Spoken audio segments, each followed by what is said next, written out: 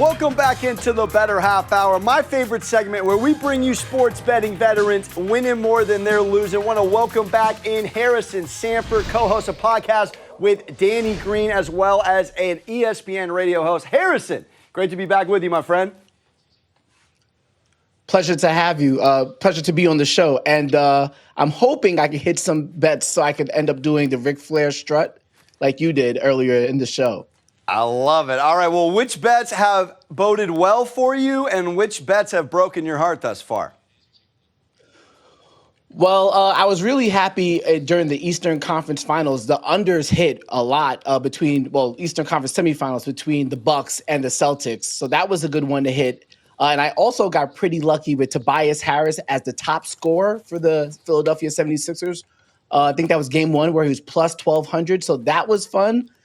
On the other hand, I placed a lot of futures on the Sixers coming back and winning that series once Joel Embiid was healthy. That did not pan out well. I placed a lot of futures on the Bucks coming back and winning the matchup against the Boston Celtics. That did not pan out as well either. At least they competed till game 7. The Sixers, they let me down. As far as your betting approach for our listeners, take us a little bit into your process for how you bet in the playoffs. Well, first of all, obviously you have to watch out for injuries and seeing what happens there. That's first and foremost. And then after that, I really don't like to place any player props until I see how the games are being played and how the matchups look. So for maybe the game 1 of a series, I might just pick like a money line or something like that. But once game 2 hits, I kind of know who's guarding who. Like, for example, Andrew Wiggins is going to be on the court all times whenever Luka Doncic is on the court, which means I might be more inclined to put more on bet the over for his points, rebounds, assists. You saw what he did in game 3, had 27 points, 11 rebounds. Same thing with PJ Tucker. He's going to be on the court majority of the time when Jason Tatum is on the court. So yeah, game 4 was disgusting from the Miami Heat. But game 3, he had 17 points and he played around 40 minutes. Looking at the matchups, knowing who's going to get a lot of usage, whether they're offensive or defensive or a two-way player, is very key for me when I look at looking at props.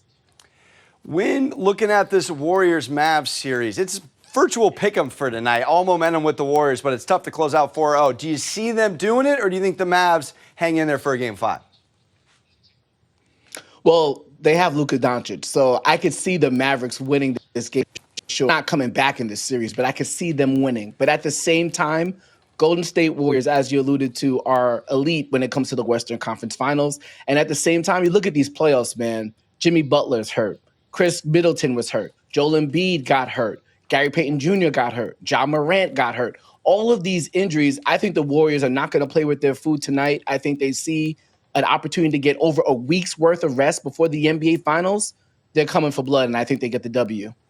As far as futures go in these NBA playoffs, anything you're flirting with, Warriors to win it all? Do you have a strong lean in the Eastern Conference Finals at 2-2 at the moment? Well, I think the Celtics are just the better team. I think they're the best team left. They have defensive players who could also hit threes. They have a bunch of two-way players on their roster. It obviously matters what happens with Marcus Smart. Is he healthy enough to play? If he's healthy enough, I think they're the best team. And right now, I think they're plus 230 to win the NBA Finals. So I would roll with that because that's a bet will bring you back some good change. And even still, an Eastern Conference team future to win the NBA Finals. So obviously the Miami Heat is also at, I think, 135. So if you pick an Eastern Conference team, and the Miami Heat would have home court advantage. So I think it's a nice little bet to place. Either you pick the Celtics or you pick the Eastern Conference in general to win the NBA Finals, because obviously everybody thinks the Warriors are going to win. So you're leaning Boston. How do you feel about how this series wraps up? There is some juice if you like Boston. I think it's minus 155 range. It's fluctuating a little bit. How do you feel about maybe best in 6 and them covering the minus 1.5 series spread? What say you on that? Man, I would have a better answer if I was a physician, because there's so many injuries in this series. Robert Williams came back and he completely took Bam Adebayo out of game 4. Jimmy Butler's hurt. Tyler Hero didn't play. Marcus Smart is hurt. I have no idea how to call it, my friend. I wish I could, but I will say this. The best player in this series is Jason Tatum. Jason Tatum is healthy. And I could also make your argument, the second best player in this series is Jaylen Brown. They both play for the Boston Celtics. So I have them winning the series. I just don't know when or in terms of what game, because all of these injuries are adding a whole new level of decision-making and matchups for both teams. We love player props on this show. Back to game 4, Mavs Warriors. Anything you like for tonight? Hey, listen, man. We gave Frank Ntilikina a chance in New York. It didn't pan out, and it's not really working out in Dallas. Time he gets on the court, their offense struggles. So I don't see him getting a lot of minutes tonight, which means more minutes for Spencer Dinwiddie, who is 17 of 33 from the three-point line in his last 5 games. Tonight, at plus 2.5, at over 2.5, he's at plus 150. I take a bet on that. He's going to get, and these are games, in these last 5 games, he only cracked over 30 minutes once. It's a do or die situation. He's going to play over 30 minutes. He's hitting a lot of threes. 2.5 threes does not seem like a lot. He was 4 of 10 in their last game. Get you out of here with your best bets for game 4 in the Warriors Mavs and game 5 in Heat Celtics. Well, listen, I got the Warriors winning this game, and right now they're +1. I would even take that alternate spread up to even 3 or even up to 5. I think they're going to run away with this at some point. The average margin of victory in this series so far is 14.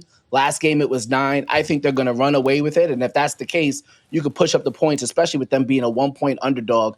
All of these games, I'm sorry, man. Ever since Game 7 of the last series. The second round series, we've seen a lot of blowouts. I would like to see a close game, but I'm going with the trend. I think Golden State blows them out tonight. You can push up that alternate spread to take advantage of it.